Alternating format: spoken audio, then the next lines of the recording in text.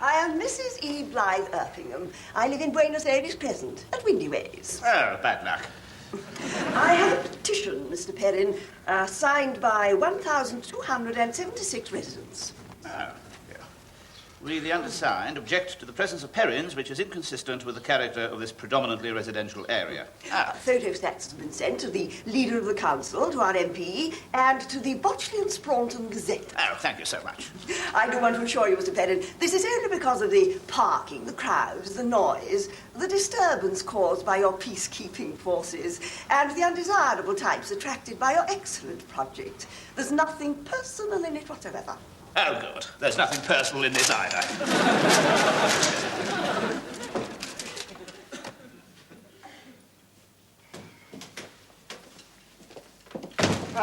Pint of bitter, please. This dry, sunny weather's bad for my trade. People go out to the country for a drink, you see. What a miserable, mean, boring, petty-minded twit you are.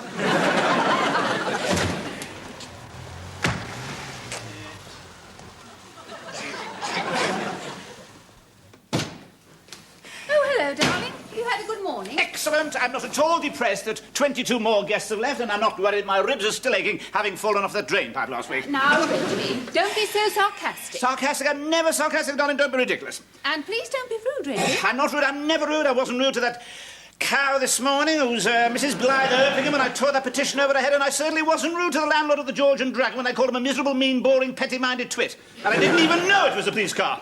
What? And I didn't mean to do any of it anyway. I'm sorry. Don't worry. Oh, sorry, Tom. I didn't know you were there, otherwise I wouldn't have sighed. Everything's going splendidly. What is there to sigh about? I was just writing you a note, Reggie. Oh, really? I thought you were ballooning across the Atlantic. Sorry, Tom. Sorry. McBlain has been telling Adam and Jocasta stories which are not entirely suitable for their young ears. Surely they don't understand a word he says. Adam asked me what a Turkish brothel was, and Jocasta says she's going on the game when she grows up.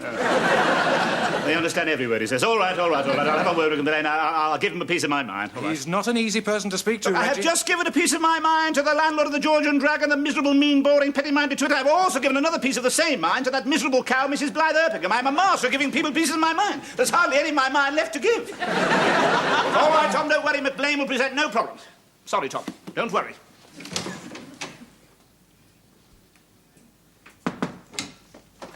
McBlain, there you are. McBlain, there's something I want to say to you.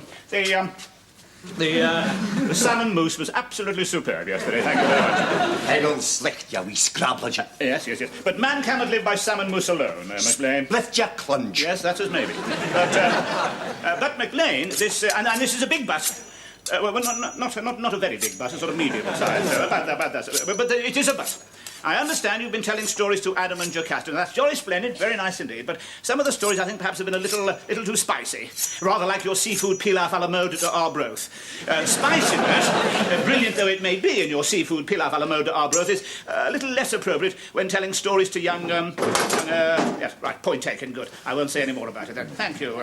Basknod, we real and brawly doon. Oh, wouldn't he clang a flot wingle? Oh, come off it, McBlain. Stop playing games with me.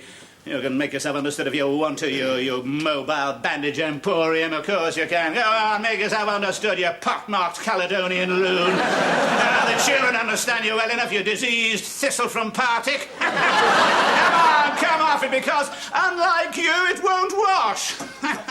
Now,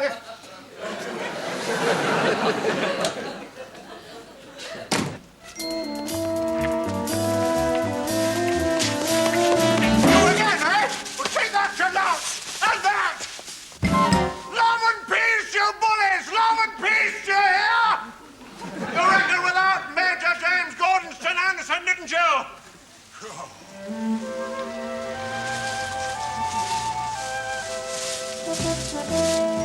Oh, dear. Oh, dear. Oh, dear. Yes, right. Certainly, officer. Right. Okay, goodbye. Reggie, what's the matter? Oh, McBlain broke an arm last night. I've got to go and bail him out. Bail? I didn't know breaking an arm was an offence. Oh, yes, if it's someone else's, darling, yes. Yes, apparently he went into that big pub on the bypass and attacked a Salvation Army lady with his meat cleave when she tried to sell him the war cry. Oh, my God! Yes, I imagine that's exactly what you cried. Unavailingly, as it turned out. Well, what on earth made him do that? I think I may have upset him yesterday, darling. What did you do? Oh, nothing much. I just called him a mobile bandage emporium, a diseased, pock-marked Caledonian loon, and a thistle from Partick. Reggie, you tore up a petition over Mrs. Blythe Erpingham's head. Yes. You insulted the landlord of the George and Dragon, and now we're all banned. Yes. Oh, Reginald. Yes. You destroyed yourself at Sunshine Desserts. Yes. You destroyed yourself at Grot. Yes. You're not trying to destroy yourself again, are you? Of course not, darling. Look, Reggie, we've had a few thefts. We've had a bit of a disruption with the femme fatale, and now this little trouble with McBlain. But we're still thriving. We've still got 51 guests. We're still all right, Reggie. Yes.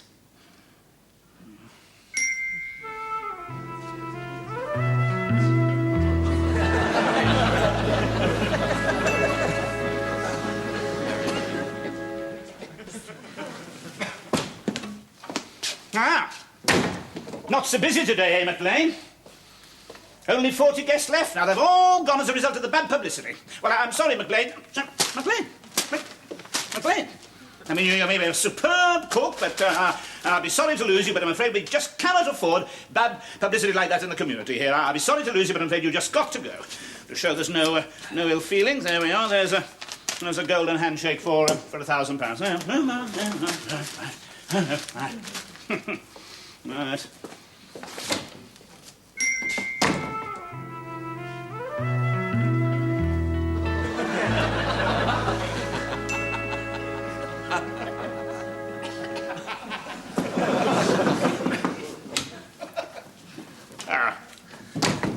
Welcome back, McLean. Talking of handshakes, obviously you will now hand back the golden handshake that on the other hand, of course, perhaps we could look upon it as an advance on your salary. Or another possibility occurs to me, perhaps we could look upon it as a bonus for your absolutely superb cooking. How about that?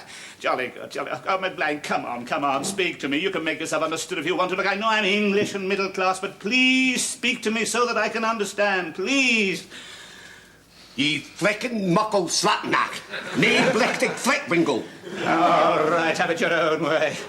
And a little mud of your jugged hair wouldn't come amiss.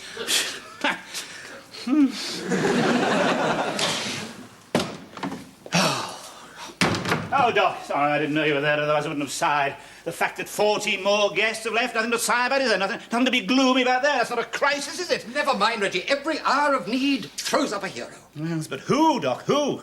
Me. You? Yes. This? Yes. Taste it, Reggie. Doesn't taste of anything, Doc. That tasteless, colourless liquid achieves, by chemical means, all the good that you're trying to bring to people in your community. Eh? Confidence is waning, Reggie. At one stroke, that wonder potion can revive it. Eh? British invention, is it, Doc? I invented it. I detect a lack of confidence in you now, Reggie, and it pains me. Where's your faith and trust? Please.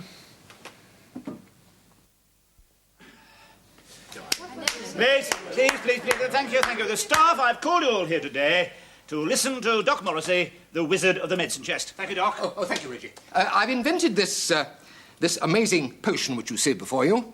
Its ingredients consist of several things, with long names, which would be quite meaningless to laymen. But its effect is simple and stunning. It controls our adrenaline, our insulin, our blood supply, our sugar level, cures all aggression, inhibition, and regular doses keep our bodies in a state of complete equilibrium. Right, now, who's going to be the first to try it? Don't all shout at once, nuts. Come on, where's your faith and trust? Come on. I have a few qualms about it, I must admit. Well, I'll try it. Start, girl. We can't afford to look a gift horse in the mouth, or we may go down with a sinking ship. I didn't get where I am today by looking a gift horse in the mouth, or by going down with a sinking ship. Army put bromide in men's tea, subdue sexual feelings. Heat of battle, erotic fantasies, dangerous. Chaps falling in love with their bayonet frogs, that sort of thing. Ends justify means. I'm for old Thingamy's Wonder What's It. Me too. Good scout. Why are you smiling, Reggie? Oh, no, sorry, I was just thinking about... Remember all those misprints on the English menus in Crete? You know, in the restaurants we saw lamb shops and lamp chops. We never actually saw one that said lamp shops. You know, rather like Jimmy. I've often heard him say stout girl and good scout. I've never actually heard him say stout scout. Oh, Reggie. Yes, sorry, Dolly, a bit of a red herring, perhaps a rather important... You did ask me what I was smiling at, and that exactly was I was... Sorry, carry on, Doc. Yeah, look, Doc, is this stuff going to work? Ah. I mean, I've had Tom's pineapple whiskey syndrome up to here. I'm not hitting any more revolting drinks unless it leads to Result City, Arizona. I never made pineapple whiskey. It sounds revolting. No, it was pineapple gin, and it wasn't. No. Please, children. No, Doc Tony is absolutely right. He does have the right to ask, is it going to work? Now, Doc, has it been tested at all? A bit. Ah, there you are. Good. What on? Pencils. Pencils.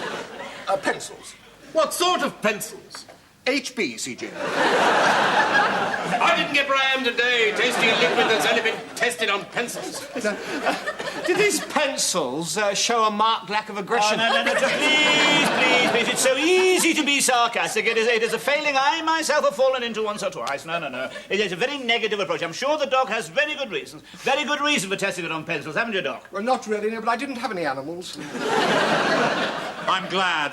I'm not a testing things on animals person. Oh, but pencils are all right, are they? I mean, what about the Royal Society for the Prevention of Cruelty to Pencils? I think vivisection of papermates is shocking. Oh, quite. And I was absolutely outraged to read about the propelling pencil that was trained to turn round and propel itself up its own shaft. Don't be so sarcastic. Yes. I'm happy to try Doc Morris's medicine right now. Start scout. Oh, Jimmy said it. Start scout. Now then. No, well done. There's one there now. Anyone else, come on. Who? Hands up those who want to try Doc Morris's potion here and now. Come on. No, not you, Doc. No. Yes, I'll try your medicine, Doc. If it makes me ill, Prue might come back to me. Probably my qualms were just the calm before the storm. Joke. Joke over. Oh, come on. It may as well be hung for a sheep as a Lambsville, Arizona. Never let it be said that I was the one ugly duckling that prevented the goose from laying the golden eggs. Never let that be said to you.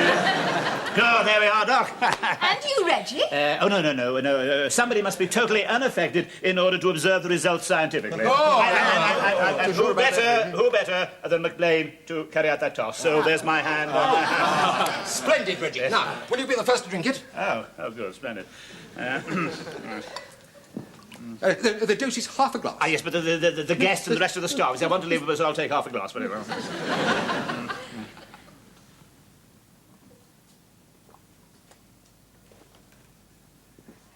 Nothing to it. Come on,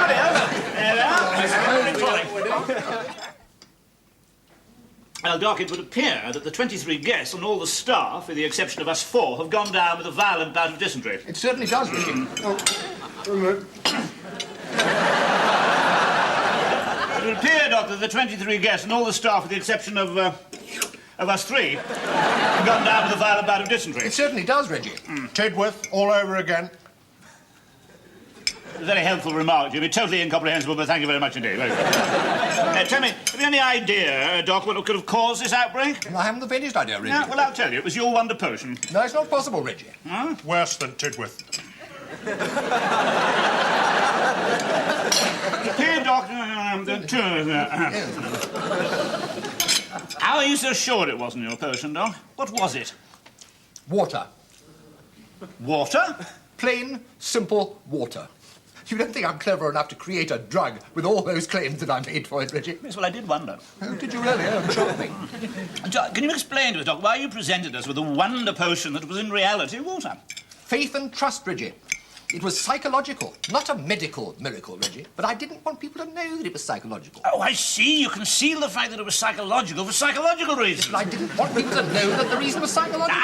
Psychology, Reggie. It was all lies. Even the bit about the pencils. I just tossed that in to add authenticity. Wasn't a conspicuous success, though, was it, Doc? I felt that, Reggie. Anyway, why are we ill? I haven't the faintest idea, Reggie. Well, I could tell you, Doc, but I'm afraid in order to do so, I would have to be mildly rude. Oh, do be mildly rude. Very well, I'll be mildly rude now.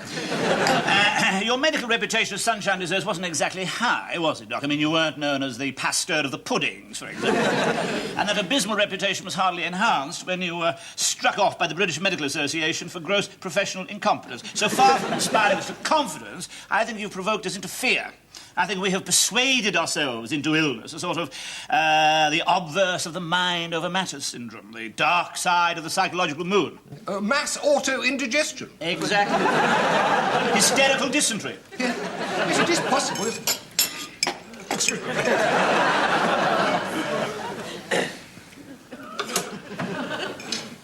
Where is everyone? What's wrong with my food? Caught you out. I knew you could make yourself understood if you wanted. You disease. Cecil from Paddock. My Sanskrit, she gobbles and gobbles. Mix like that. Too late for that now, McBlain.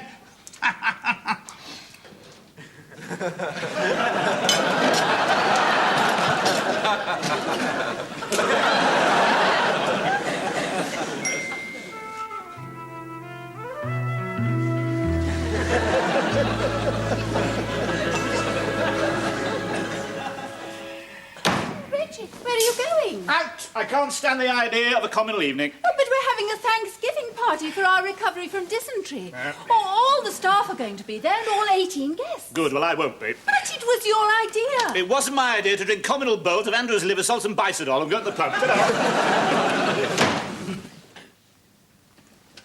Sorry, beg your pardon. Holy God, it's Mr. Perrin himself. Seamus Finnegan! If it isn't, there's some bastard standing in me body. Dreadful beer. Oh, a noxious brew, undrinkable. Yes, another pint. Thank you, sir. All right, 2 pints, please. Yes, and less of the sir, Seamus. Thank you very much, sir. But your insistence that I don't call you sir is based on a false premise. What premise is that? You're thinking, poor old Seamus.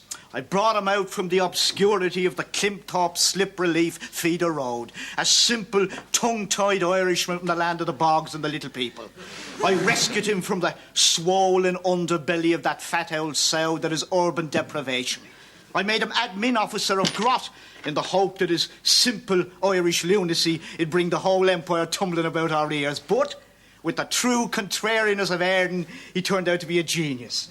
Then I disbanded Grot, leaving poor old Seamus to return to the drunken, monosyllabic slime of the roadworks, his only companion simple oaths, and the occasional inarticulate driver of an articulated lorry. Back in the gloomy underbelly of the aforementioned sow of urban deprivation from which I said so irresponsibly rescued him. Yes, I was thinking something along those lines. Perhaps in not so many words, Seamus. I own 8 companies. Do you? Oh, congratulations. Yeah. Puts my little effort in the shade. What little effort did that be, sir? Oh, at the moment I'm running a community on the far side of Botchley. We've had 1 or 2 problems recently, but what's the matter, Seamus? Dark deeds.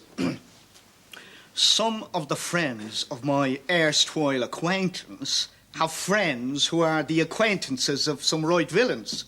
And they have been receiving inquiries from some yobbos who have fallen foul of the peacekeeping activities of a certain community with a view to duffing up and generally doing over headquarters of Sam. Good God. Do you know when, Seamus? Saturday. Serious? Possibly. Thank you very much, Seamus. I thought I banned you. And what are you going to do about it, you boring pillock? Thank you very much, Seamus. Well, I think we ought to take this threat very seriously indeed and defend the community. 1 more blow could finish us. Shouldn't we inform the police? Well, we could, Tom, yes, we could. I could say that I met an eccentric Irishman in a pub who told me that he had some friends who knew some acquaintances, whose friends knew some people, whose friends knew some other friends, whose friends were going possibly to come here and do us over at some uncertain time next Saturday. We could then get in touch with the police and ask them to look after us, divert vast quantities of manpower from pursuing the butcher of Botchley, the Botchley strangler, the 8 men of Botchley, and the teenage arsonists of the Bulge Road Comprehensive School, and all the other louts who are causing such a horrendous crime wave that's engulfing us at the moment. Seeing the police, the yobbos wouldn't come. The police would dislike us even more than they do now. The yobbos would come the following week. Yes, we could do that, Tom. Yes, that's a very constructive suggestion. Thank you very much indeed, Tom. Reverse sinking morale. See scum off ourselves. Absolutely, Jimmy. Quite agree. We must do this ourselves. must look after ourselves, and we must appoint a leader. But you're our leader. No, darling, this is a very specific task which requires a specific leader. Needs somebody oozing authority from every pore. Need I say more? I don't think so, Reggie. I refer, of course, to Jimmy. Good God. Here. I'm sorry, Doc, was that here to his appointment or to the good God? Oh, I've no idea. I just thought it was time I said something. I see, right. Thank you, Doc, for that contribution. Right, well, I think we ought to vote on this. Hands up, all those in favour of Jimmy as the, Yes, well, that's unanimous. Good. Hardly unanimous, Reggie.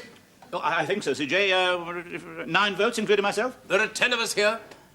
Oh, yes, of course, Jimmy, yes, naturally didn't vote for himself. Did, actually. Well, I didn't actually see... I didn't notice who put their hands up, CJ. I just... Oh, I wonder who didn't vote for Jimmy, don't you, CJ? I certainly do, Reggie. Well, I didn't get where I am today without definitely saying that Jimmy is now the leader. Right. Defence of HQ, flee in here for loutish elements. Bingo! Message received, loud and clear. Thank you. Can do. Wilco. Roger and out. Every single one of us must support our leader at this time. Right? The last thing I want to do is leave you all in the... Lurch? Exactly. I don't want you to think that I'm a... Snivelling little coward? Exactly. My word, no. But, No, wait, it's Prue. I think I ought to... Go and get Prue, bring her back here to help in the defence, because we need everybody at this time. Very good, I like your thinking, like your style. Off you go, David. Good, lad. Super. Right, we'll have another meeting tomorrow, by which time our Defence Supremo will have drawn up his plan. Yes. Sorry, I'm late. Cock up on back Coniston front. Well, yes, thank you. Right, hello, staff. Anyway, well, good. Glad to see you all here. Now, since we had the meeting yesterday, I spoke to the guests, 14 of them, and I gave them the choice of sticking it out with us or going home. And every single one of the 14 has decided to go home. So, here we are on our own. I will now call upon our defence. When I heard about the attack, I knew I had to come back. Super. Jolly good, Prue. David, sit down. I was just about to call upon our Defence Supremo, Jimmy. Thanks, Reggie.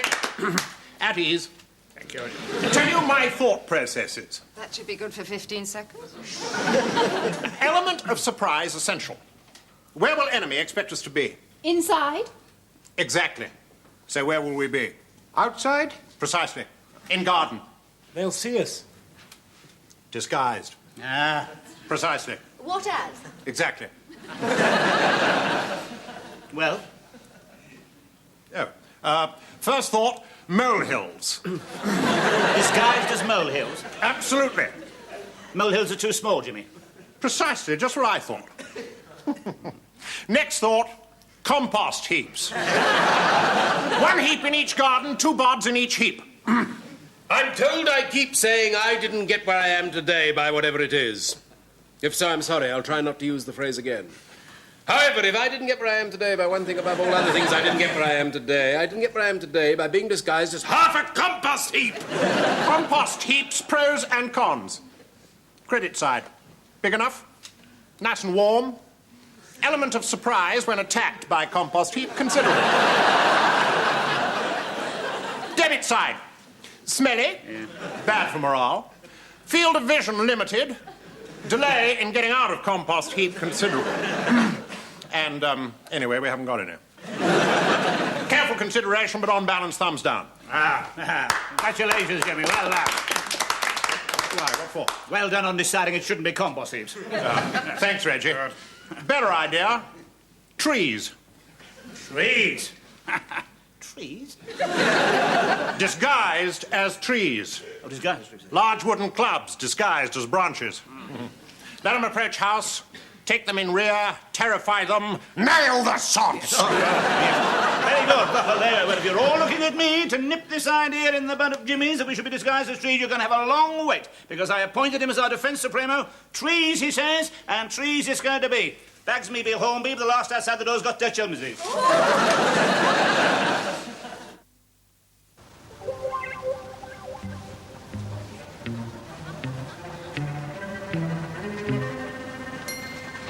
I feel an awful fool, Reggie.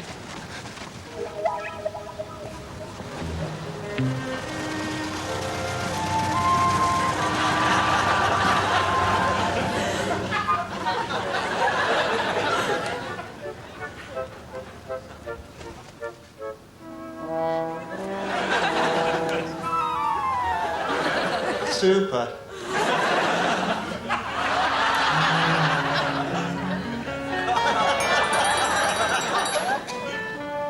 Knocker.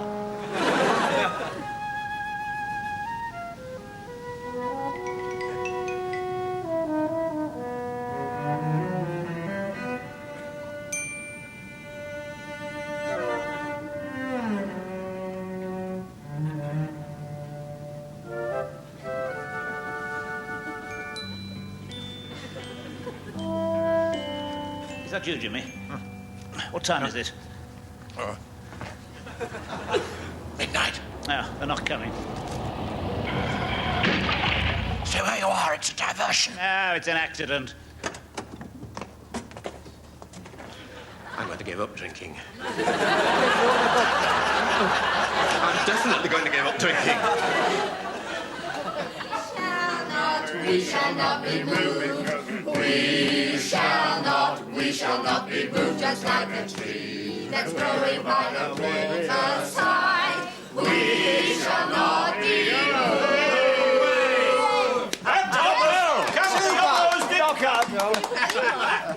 Very good. Let us drink the health of the community in Tom's rhubarb wine. Cheers. To try to follow Joan's singing would be rather like the morning after the Lord Mayor's show before. But I wondered if all of you would like to hear an extract from my novel on ants. Novel? Ants? I know what you're going to say. We didn't get where you are today by writing a novel about ants. Precisely, but it's never too late for a leopard to change horses in mid-street. What is your novel called, CJ? I haven't decided between Watership Anthill, Plague Ants, Lord of the Ants, Ant of the Flies, Charlie's Ant,